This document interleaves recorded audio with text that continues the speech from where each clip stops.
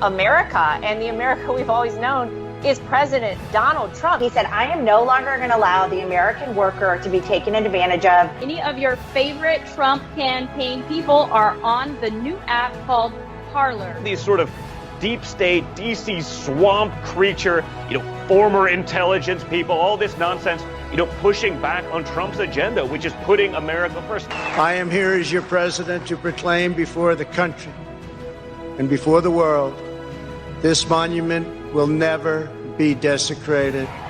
These heroes will never be defaced.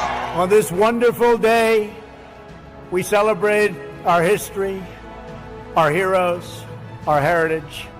On Independence Day, I took a moment just to really appreciate and thank law enforcement for the job they do. We are one people, one family, and one glorious nation under God. We will make America great again. Welcome to Team Trump Online.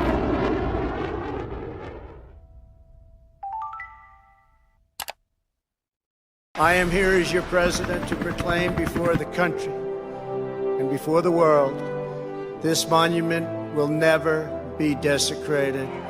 These heroes will never be defaced.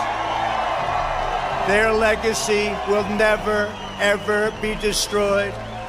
Their achievements will never be forgotten. And Mount Rushmore will stand forever as an eternal tribute to our forefathers and to our freedom. We are the nation that gave rise to the Wright brothers, Harriet Tubman, George Patton, the great Louis Armstrong, Elvis Presley, Ella Fitzgerald. We settled the Wild West, won 2 world wars, landed American astronauts on the moon. Centuries from now, our legacy will be the cities we built, the champions we forged, the good that we did, and the monuments we created. America's destiny is in our sights. America's heroes are embedded in our hearts. America's future is in our hands. And ladies and gentlemen, the best is yet to come.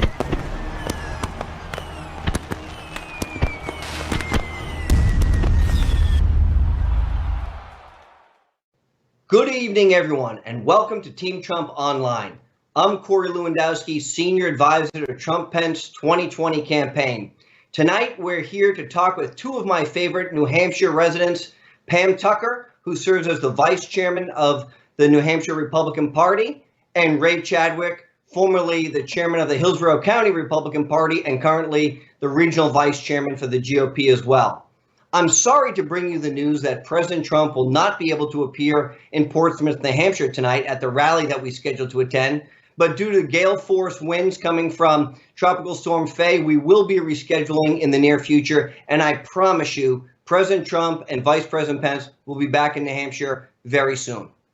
Team Trump Online is a really special tool that the campaign has developed, which gives us the opportunity to bypass some of the fake news and go directly to the American people with our messages. And what our focus is going to be tonight is the importance of the state of New Hampshire. Both of you have played such a critical role in helping the Republican Party in New Hampshire really grow from where it was to where it's going to be. You've been doing this a long time. Ray, let me start with you. Tell me about some of the changes you've seen over the last 4 years in the Republican Party since Donald Trump first ran for office to where we are today. Well, I think the first thing is we're a lot better organized now. It's very clear that the president and his campaign consider this a key battleground state. We came very close to electing him last time, 2,700 votes difference. We've got a chairman who's committed to this, and I can speak to Hillsborough County because that's my responsibility. We have new chairs in both Manchester, Nashua, and the county committee with the towns. They're all competent, they're all enthused, our people are ready to go. And we plan this time around to deliver this state to President Trump. As you know, he came within 2,700 votes last time, And there are reasons why I think we'll make that up and more this time. So it's an exciting time to be a Republican in New Hampshire. Well, thank you, Ray. You know, Pam, you ran as you were the deputy speaker of the House here in New Hampshire for a number of years. You helped to pass a fantastic conservative legislative agenda, one that was an agenda of smaller government, lower taxes, and less regulation. Now you've taken a new role as the vice chairman of the New Hampshire GOP. Tell me about some of the things that the New Hampshire GOP is doing and the unity that they have with the Trump campaign so that we can expand and deliver the state of New Hampshire for Donald Trump and Mike Pence in 2020. Well, Corey, it's been quite a transition in the past 2 years of how the New Hampshire GOP has worked from how it has worked in the past. If you remember, even 5 years ago, everyone did their own thing. And under the leadership of Stephen Stepanek and me as his vice chair, we've really done a great job of bringing everyone together. And when I say everyone together, you know, within every party, we have factions. You know, you have your libertarian groups, you have your really conservatives, you have your moderates. And we've brought all of them together to be literally working on the same page. And when I say the same page, in terms of recruiting candidates, we're all on the same page. In terms of training candidates, we're all on the same page. How we're raising money and fundraising, we're all working for the same goal. So this is a huge change from how we have worked in the past where everyone did their own thing. We're working together. We're working cohesively. We're working very closely with the Trump campaign, and that is how we're going to win in November. Let me ask you, New Hampshire has been a state that has always looked at smaller government, lower taxes, and less regulation. We saw an economic boom under this administration prior to what I call, you know, the coronavirus shutdown. And remember, the president made the strategic decision to save lives before this Wuhan virus hit our shores. We didn't have an economic problem. We had a health problem, and the president made the decision, rightfully so, to save American lives as a priority. Can you tell us, Ray, over the last 3 years, some of the economic successes that New Hampshire has seen under the deregulation environment that has been established by this president? Yeah, that's pretty easy to do. Just like the whole country, we've seen historic lows, 50-year lows in unemployment.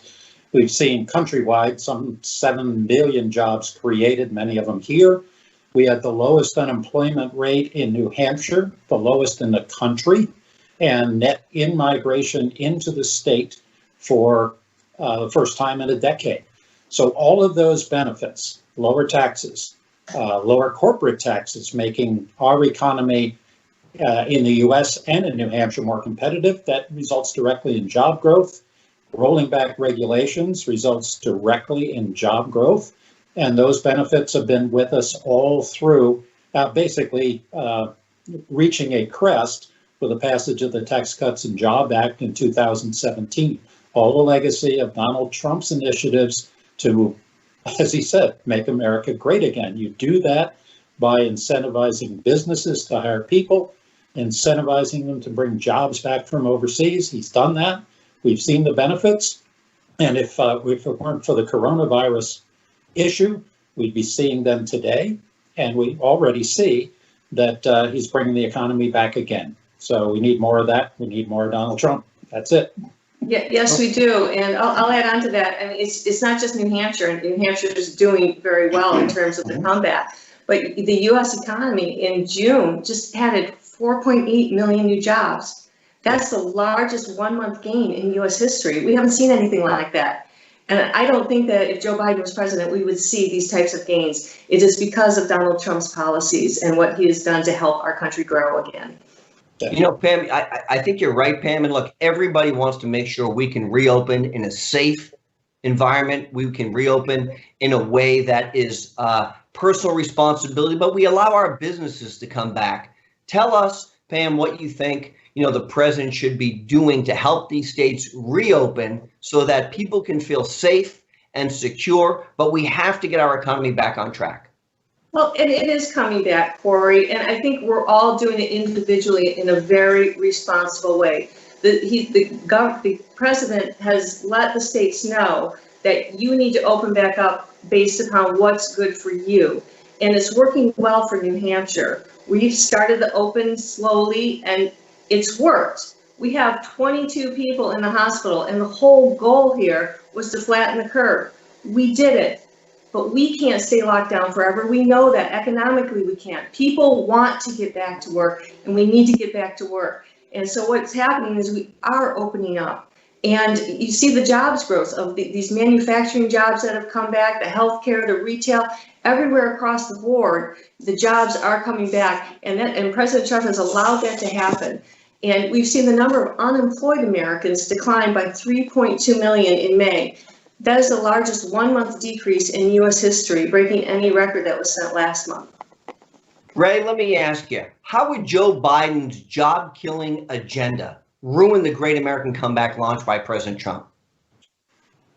Corey, I don't know if we have enough time to go into that in detail, but I think he's already obviously stated that they will roll back the tax cuts, particularly on businesses.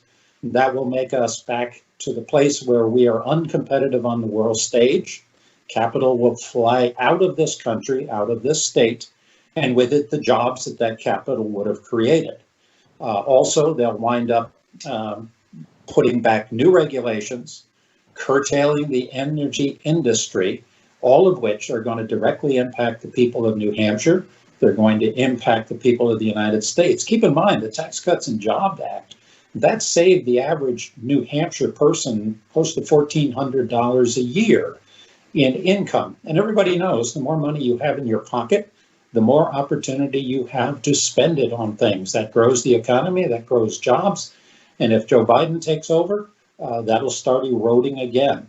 So I would not be looking forward to a Joe Biden administration. It'll impact us here in New Hampshire and across the country in a very negative way. I asked Ray how Biden's policies would destroy us. Let me ask you the converse. How have Donald Trump's pro-small business policies helped benefit the people of New Hampshire? Thank you, Corey, for that question. That's an easy one. You know, the Paycheck Protection Program has protected over 200,000 jobs in New Hampshire. And you know that nearly 700,000 New Hampshireites have received the economic impact payments that have totaled over $1.1 billion in relief for our state. And that has helped save our business and save those jobs that are coming back now. And the other thing that I'm pretty sensitive about is the historic USMCA deal, that trade deal that he just put together. That's going to be critical for New Hampshire's future economic growth. I don't know that a lot of people know, but New Hampshire exports nearly $1.1 billion worth of goods to Canada and Mexico, which supports over 54,000 jobs here in our state. Manufacturing is our biggest industry in New Hampshire. Many people aren't aware of that. In contrast, when you look at Joe Biden's record, his NAFTA deal cost New Hampshire over 24,000 manufacturing jobs. And I think that the President Tax Cut and Jobs Act has saved the average New Hampshireite over the $1,400 that Ray was just speaking to. And you think about $1,400, that is going to be plugged back or was plugged back into the economy. That can be used for a savings program. That can be used as a down payment on a new car, a house, or your future college needs for your children. So the president hasn't helped just New Hampshire, he's helped everyone in the United States. Well, you know, Pam, I think you're right. But look, we've got a very important election coming up. We have seen, Ray, Joe Biden's leftist policies embracing the Green New Deal, saying that you can't fly on airplanes anymore, saying that you can't eat meat anymore. We have seen this so many times. You and I have been doing politics for a long time. Do you think that these far leftist socialist ideas have any bearing in New Hampshire? Do you think that resonates with our state here? And if you do, let me just ask this prognostication. How's Joe Biden going to do on election day with these far left policies in place?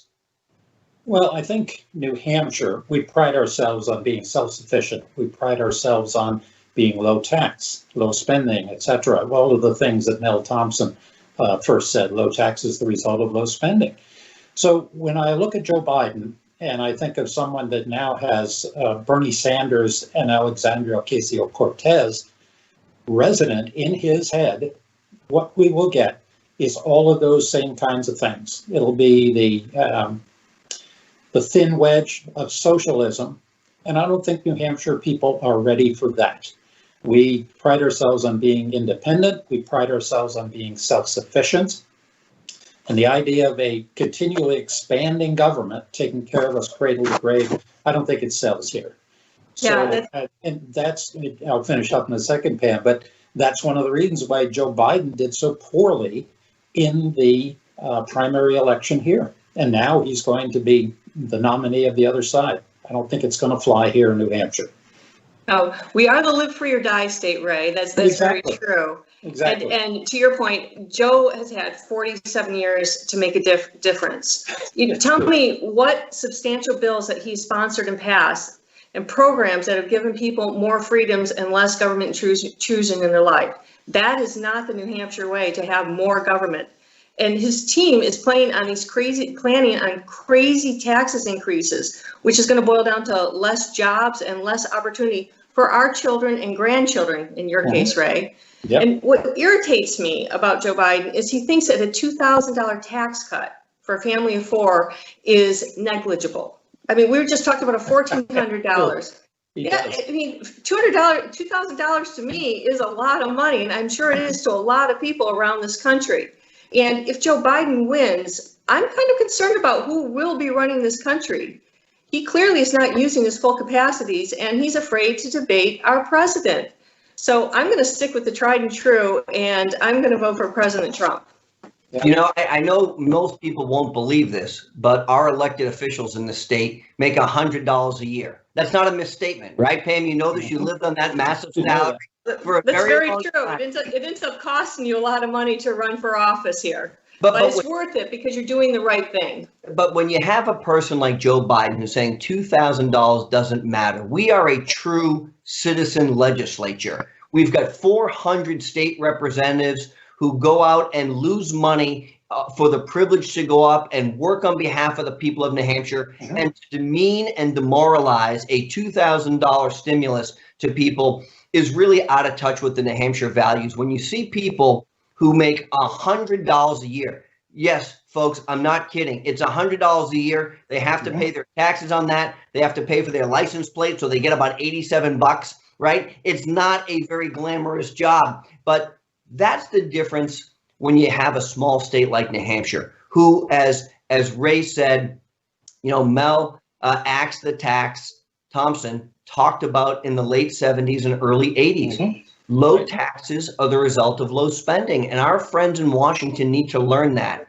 And we have been so lucky over the years to have governors who've understood that under Mel's leadership, and his son, Tom, who is a great friend of ours, has been fighting for lower taxes for his entire life. And I've worked with Tom many, many times, and I know you guys both have too. So, I'm so grateful that we had the opportunity to start this first segment talking about what we like to call the New Hampshire advantage. And it's really an advantage. And for those people out there who are listening tonight, New Hampshire is one of 2 states in the country only that both does not have a sales tax or an income tax. Many places don't have an income tax. Some places don't have a sales tax. Just New Hampshire and Alaska are the only states in the country that don't have either. And that's why we continue to see our state prosper in a geographic location surrounded by blue states who believe in raising taxes and spending more money. We've had strong leadership in our corner office from our governors, right down through our executive council and our legislature to hold that spending in check. And so I want to thank you both for starting this. We're going to go to a quick commercial break. I promise we'll come back. We'll talk more about what we call the New Hampshire advantage. We'll talk more about what we want to see out of this president and the administration over the next 4 years. And we'll talk more about Sleepy Joe. We'll be right back to you. Stand by.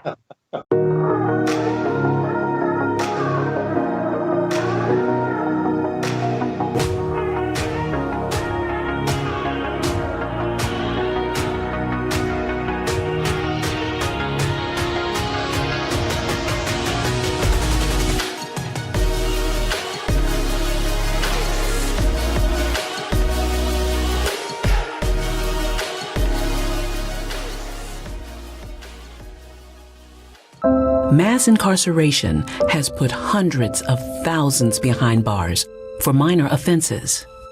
Joe Biden wrote those laws. Every major crime bill that's come out of this Congress has had the name Joe Biden on that bill. We do everything but hang people for jaywalking in this bill. Joe Biden's policies destroyed millions of black lives. Joe Biden may not remember, but we do.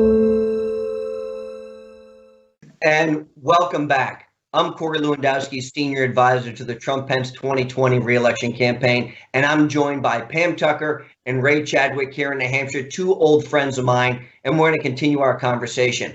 You know, the Trump campaign recently released a memorandum laying out two important sets of facts as we head towards the home stretch of the 2020 campaign for president. The facts talk about some polling data which the mainstream media has by and large ignored. And, you know, guys, as you look over my shoulder, I've got this great book called Let Trump Be Trump.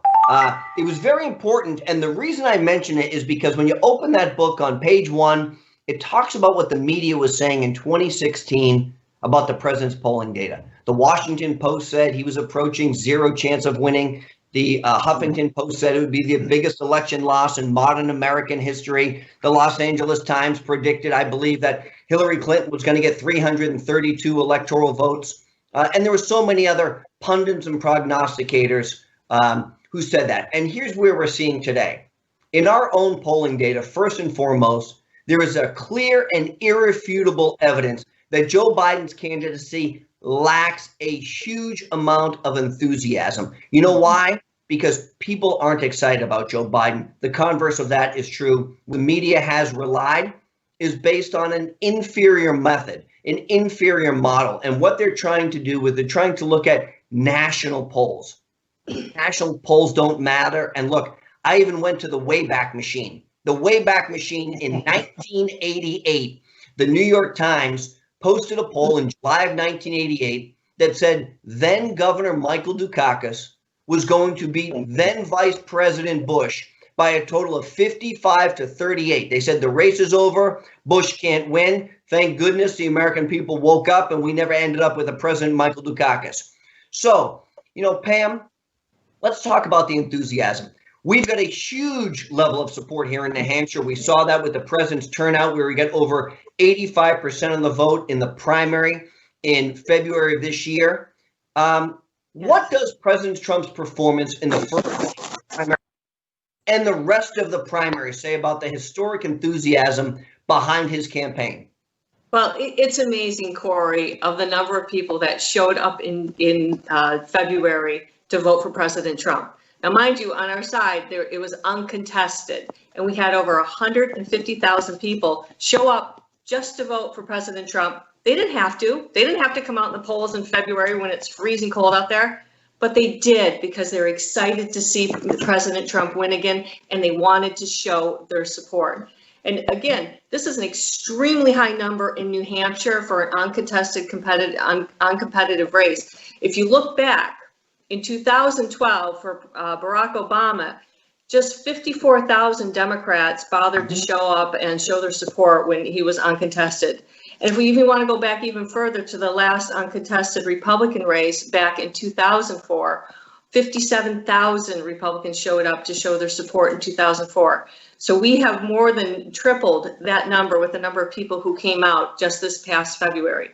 And the reason is people are excited because they saw the results that President Trump has given us with the jobs and the lower taxes. And people know this and they want him to get reelected for this. And this is what we want, not just for now, but for our future. We don't want government to be controlling everything. And you know what, New Hampshire was doing well and it will do well again. We had 3.2% unemployment. We're going to go back there. We're going to have those low unemployment numbers. And you see it already. You see there's jobs, great jobs available everywhere around the state. And I think that's why people are coming out and are going to come out and vote for President Trump. You know, Ray, by contrast, on primary day, Joe Biden hightailed it out in New Hampshire before the polls were even closed, right? He finished in an embarrassing 5th place in the Democratic primary. You know, with that in mind, Ray, tell me what you think the true chances are of President Trump winning New Hampshire in 2020 against a weak, feeble, sleepy candidate? Well, I think there's a very good chance for many reasons. One is you can look back at what President Trump has done. He was elected, in my opinion, because people were getting tired of the old status quo, what Biden and his Obama team used to call the new normal. Economic stagnation, apology tours throughout the world. It's always our fault. People rejected that because, frankly, this country has been a beacon of hope and remains so for people around the planet who are willing to risk their lives to come here. So I look at New Hampshire and I look at the economic successes we have had. Everybody knows that everything was going great before the virus, which, by the way, we all know now has been covered up by the Chinese government. And President Trump was one of the earliest responders to that by closing down travel. So if I look at the election, there's the enthusiasm gap that you've mentioned. People are becoming more and more aware of the fact that the media is really trying to seed the news streams with things that are anti-Trump. We understand that now. In the last election, President Trump lost by 2,700 votes. I mentioned that.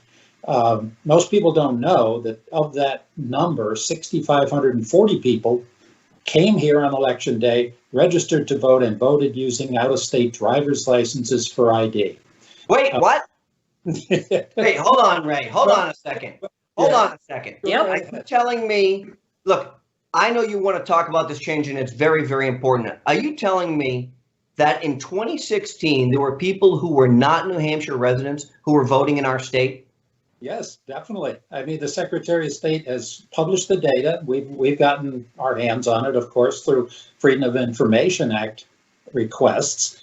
6,540 people came out on election day, registered to vote, or changed registration, actually, and used an out-of-state driver's license for identification. Everybody knows to get a driver's license in New Hampshire and anywhere, you have to prove you are a resident. And part of the issue why people see as voter fraud, that was legal under our laws. In the ensuing 4 years, we and the governor and the Republican legislature, when we had one, we've cleaned that up. We've reversed that loophole. Now you have to show yourself or become a resident in order to vote. The reason I point that out is 1/3 of those voters I mentioned came from New Hampshire, where there are 3 Democrats for every Republican. If you take that ratio, right there is 1,500 Democrat votes. If you extend it to the 6,500, you're talking about almost 4,000 votes in that. That was why Trump lost. That's why Ayotte lost. But that's been cleaned up. I mentioned the enthusiasm gap. I think people are ready to come out. As Pam has pointed out, we all see the risk if we don't keep President Trump, the risk if we don't keep the Senate, the risk if we don't get Republicans in charge in Concord and take back the New Hampshire House. You know, we all see on our TV screens every night for the last month and a half what exactly the Democrat rule will bring. We've seen it in cities like Seattle, cities like Baltimore, New York, you name them, and the list goes on. If that's what we want for the country, those same philosophies, that will come if we get Joe Biden. So that's why I think there's enthusiasm. That's why I think our people are committed. We see the risks. We see it all around us. This will be a pivotal election. We've got great leadership, certainly in Hillsborough County and across the state under Steve Stepanik's leadership. Hillsborough County actually voted for President Trump last time. Most votes of any county for Trump, and we plan to do that again. So it's going to be a good election, I think. Well, thanks, Ray. You know, Pam, what Ray said, we have to underscore. You now have to be a New Hampshire resident to vote in New Hampshire. This is crazy talk, right? I can't believe, I mean, look, it's only been about 200 years since that's been the case, but what the hell have we been doing? Thank God we had a Republican legislature and a Republican governor to fix it. And the truth is, we're still going through the courts. We're going through the courts on the penalty phase of this because the left wants to allow people to be bussed in and students who don't live here to vote. And I can't understand. So maybe you can explain it to me, Pam, what the rationale has ever been that said, if you're not a resident of this state, it's okay to vote. Tell the viewers how that ever transpired. Well, it's this tiny word, Corey, that's called domicile. And domicile means if you're here on election day and you might want to stay here, you can vote here on election day. And the argument has always been that if we take that away, that these people can't vote and we're suppressing the vote. No. We know that's not true. These people can vote in whatever state they're from, especially college students. In fact, they have a vested interest in voting in their home state and making sure their local elected officials get elected versus voting in a state that they're only going to be in for 4 years. And so the law, which was House Bill 1264, changed that you do have to have some type of identification and you do need to become a resident of New Hampshire. So it will help a lot. You're suppressing all the vote, Pam. Very angry. I don't understand why you do this. You live and wherever that check comes for your school. Yeah, but keep in mind, Corey, that no other state in the country allowed what was allowed here. And there are Supreme Court decisions U.S. Supreme Court decisions going back to 1972, saying it's the right of any state to ensure that voters are bona fide residents of their relevant political jurisdiction. So all we're doing is getting aligned with basically the rest of the United States. And I note that the Democrats aren't suing in any other state. They are the ones who brought lawsuits here. They used their donor money to sue the state, so the state had to use taxpayer money to defend these laws, which have been adjudicated to be constitutional on several occasions. It's the end of a crazy time, and I'm thankfully behind us. Well, thank you. Let me switch gears very briefly. We have something in the state of New Hampshire called the Portsmouth Naval Shipyard. It is a place that has produced and retrofitted nuclear submarines for 100 years, probably. It is a driving, important economic driver on the seacoast. Pam, you're very familiar with it. Tell us how important the president's support of the military has been over the last 4 years and what that has meant to people who work at the shipyard. Well, as you know, having a strong military is one of the foremost things that any government should have. And that's one of the reasons we form governments around the world. And under President Trump, he has rebuilt our country's proud military to help keep us safe. And under his foreign policy, we are a strong and respected America, and we are helping to achieve world peace around the world.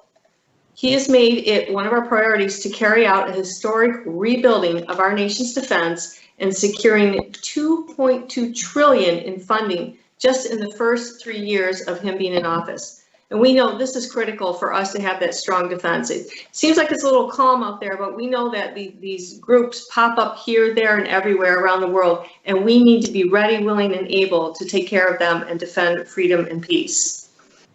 Ray, let you touch on the president's foreign policy. What have you seen, and juxtapose that with the Biden years? Well, I think the president's policy is pretty much summed in his idea that we're going to make America great again. I mentioned earlier, this is the country that people around the planet look up to and try to get to at risk of their lives. So basically, he's gone back. He's been stronger against terrorism. Pam mentioned that, the support of the military, the ending the ISIS caliphate, which was enslaving people throughout the Middle East, slavery in the 21st century. A series of other things, ISIS, curtailing Iran's mischief, those kinds of things. And if you contrast that with Biden, I think if Biden gets here on the global stage, you will see basically Obama 3.0. Probably the first month will be the Biden apology tour to go around the world and basically apologize for things we have done, our presumption of American exceptionalism, etc. So I think when it's done, and aside from that, imagine what will happen if they take the Senate. We'll have the return of the Paris Climate Accords. We'll have the return of the Iran nuclear deal, probably right down to the chartered aircraft with pallets of cash going to Tehran. It's basically, it will make us all less safe. We will go back to the days where China was viewed as a friend and most favored nation, and with it, the job drain that happened there. These are the policies of the past. They can be credited, and Joe Biden will bring them back. If he doesn't, all of the people in his party lining up to use him as their spokesperson will make sure that happens. We don't want it. Well, thank you, Pam. Thank you, Ray. We're going to take one final break. We'll come back with some final thoughts. I'm going to put you on the hot seat. I haven't told you about this yet. It's going to be called the lightning round, so you guys better be ready. We'll be right back.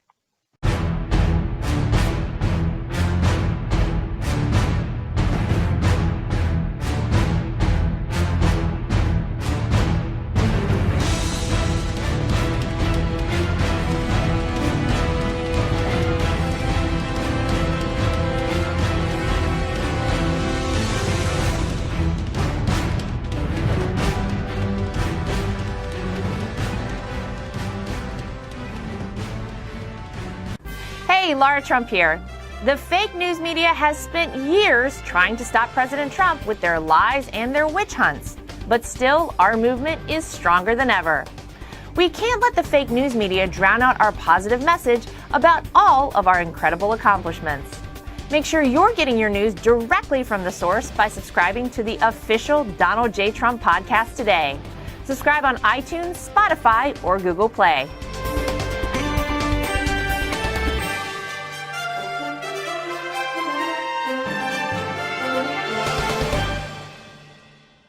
Okay, and we're back. It's Corey Lewandowski, Senior Advisor to the Trump-Pence 2020 re-election campaign. I'm joined by my two close friends here in New Hampshire, Pam Tucker and Ray Chadwick.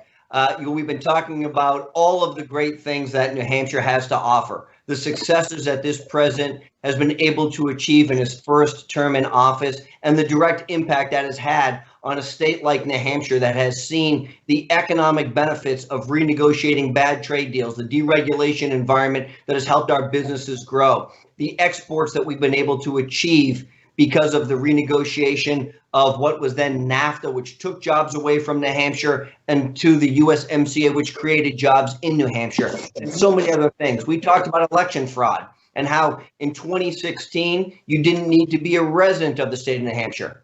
You didn't need to be a resident in the state of New Hampshire to vote. All of that has changed because of the leadership of the Republican Party here, which is more unified than ever. So, two political experts with us today.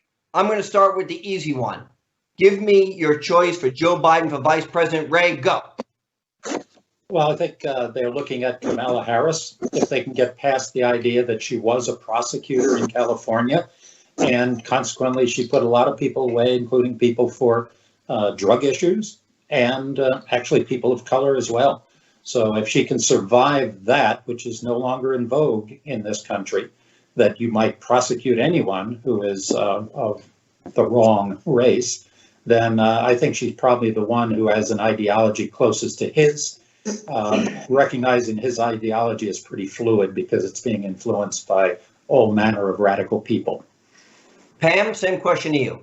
Well, I wish she wouldn't have taken herself out of the race, because I think Amy Klobuchar probably would have been one of the better vice presidential choices for him. She's not as radical left as the rest of them. She fits the profile of being a woman. She's from the Midwest. Those are all things that he wants to bring to the ticket. So I really think she should throw her hat back in that race. I think she's busy eating salad with a hair comb right now, so I can't be certain of that.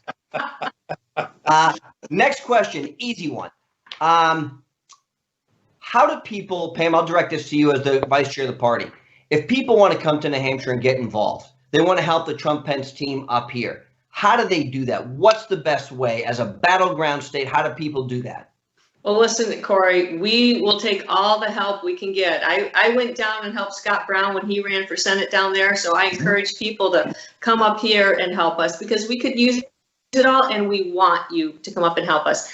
You can get a hold of the New Hampshire Republican State Committee. We would love to help you get out in the field. The Trump campaign is already out there. They're doing doors very socially distancingly and safely. They're doing the doors. They're getting a great response from doing the doors as well. People are excited to see them and happy that people are out there supporting our president. So come on up. You can come out and you can do doors. We can do phone dialing from your own phone if you don't feel comfortable going outside and seeing other people. There are many ways that we can get you involved up here to help keep New Hampshire safe and great. Ray, let me ask you, President Trump's on the top of the ticket. What does it mean for the rest of the Republicans in New Hampshire? Well, I think it's a great thing for the rest of the Republicans. We've got his successes. We've got committed people to get him back. We all know that in 2016, there were huge turnouts for him, eventually giving the election. And I suspect that in 2020, all of those people that came out then will be back. And we've now learned over the last 2 years what happens if we don't get out to vote. We've seen Nancy Pelosi. We've seen the mischief that Democrats create. And we're seeing it in the last 2 months across the country. So I think President Trump will be the draw at the top. And as we move on down to governor, we've got a very successful governor. And I guess the key thing is people need to remember in this point, you start at the top, vote for the Republican, and work your way all the way to the bottom, always voting for Republican. If you vote for any Democrat, you're helping them gain a majority. If you fail to vote, you're leaving the Democrat +1. So I think Trump will be an excellent draw, well, is actually. And as long as we get people out there, which I think will happen, start at the top, all the Republicans straight to the bottom. And that's the way to success. Thank you. We need your help, everyone, to help defend our great country against sleepy Joe Biden and the radical Democrats. The stakes can't be any higher in the 2020 election. Our future, our children's future, and hopefully our grandchildren's future will be determined by the outcome of this election. So if you want to help the Trump campaign, here's a couple ways you can get involved. Number one, download the new groundbreaking Trump 2020 app. It's available for Android or iPhone. You can go to the iStore and you can do that immediately. You can stay connected with us by texting Trump to 88022. That's Trump to 88022. It'll sign you up for all of our instant text messaging, and you'll know exactly what we're doing, whether it's in your area or around the country. We need your support. If you or your friends or neighbors want to be involved in our fight to re-elect Donald Trump, please visit army4trump.com to sign up. That's army4trump.com to sign up. I know we've gone through a whole bunch of things. Do either of you have any final thoughts before I thank you so much for all of your time today? Sure. You know, Corey, we have a clear choice in this election. We can continue our comeback safely with the proven policies and the leadership that have made America great again and have kept us safe. Or we can elect someone whose regressive policies will continue, will cause our economy to stagger and stall, whose policies will take away our choices and our freedoms, and policies we know are going to kill jobs and the growth and impose massive new taxes on us. To me, the choice is very clear, and I'm going to choose President Trump. Ray, your final thought. Yeah, I'll second that. Everything Pam said, she said it so well, I left with very little to say. I just keep thinking, remember Obama 3.0, remember the apology tours. If you believe America is great, you want to keep it great, you want to avoid the craziness we see around us on the Democrat side, the choices are all clear. Vote for Donald Trump and every Republican on the ballot below it to keep the country moving forward, not moving back. Thank you, Corey.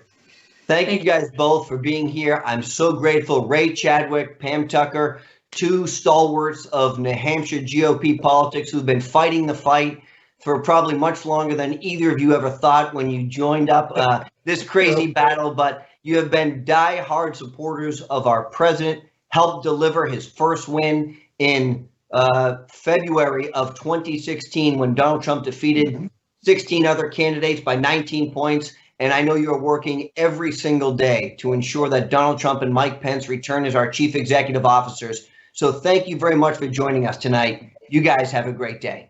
You too. Thank you. Thank you very much.